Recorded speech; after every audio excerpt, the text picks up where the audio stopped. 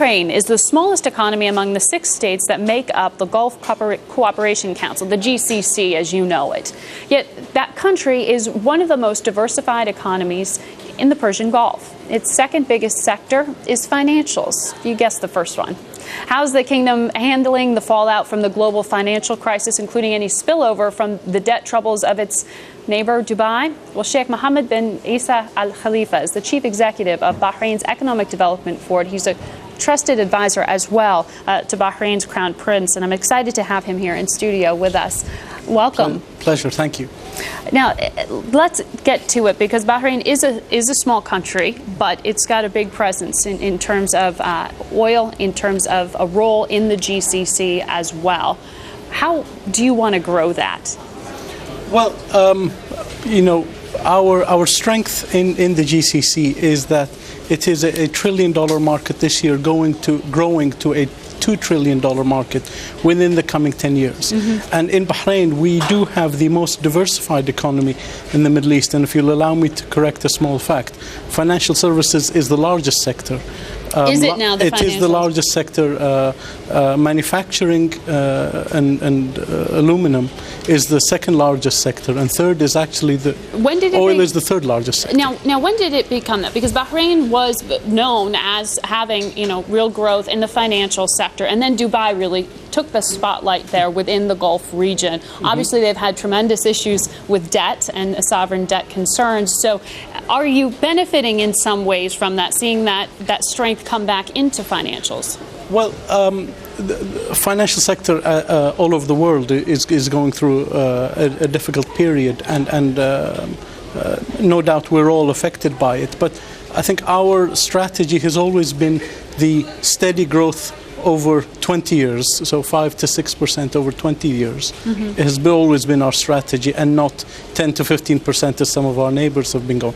And it has served us well during this crisis, where last year we have grown a positive 3.2%. But have you seen any change in willingness of corporations, global corporations, to move their headquarters perhaps away from your neighboring states and to Bahrain? I mean, how do you compete in a crowded market? Well, to be fair, we try to grow the pie for all of us. So what hurts Dubai actually hurts us. But people talk about India and China on the global scale. Our goal is for people to talk about India, China, and the GCC. That's our aspiration, to compete on a global scale. And we will help each other. But to answer your question, yes, we have companies continually coming. Even during last year, there were 10 more financial institutions. There are over 400 financial institutions in Bahrain. So we're still the largest sector in terms of total number of institutions. Well, you're talking there about really a sort of a regional cohesion of some sort. We've yet to see, but we did hear today that Saudi Arabia's central bank governor will be the first chair of the newly created Monetary Council for the GCC. Bahrain will be deputy chair of this council. What does that do for your competitiveness, and what is your outlook there in terms of keeping a dollar peg? Well, actually, our goal is our own currency.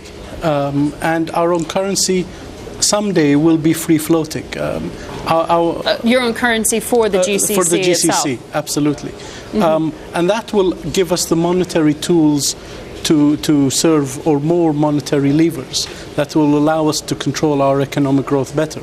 So to move away from a peg to the dollar to a free-floating currency? At some point, yes. The dollar has served us very well over the past 30 years.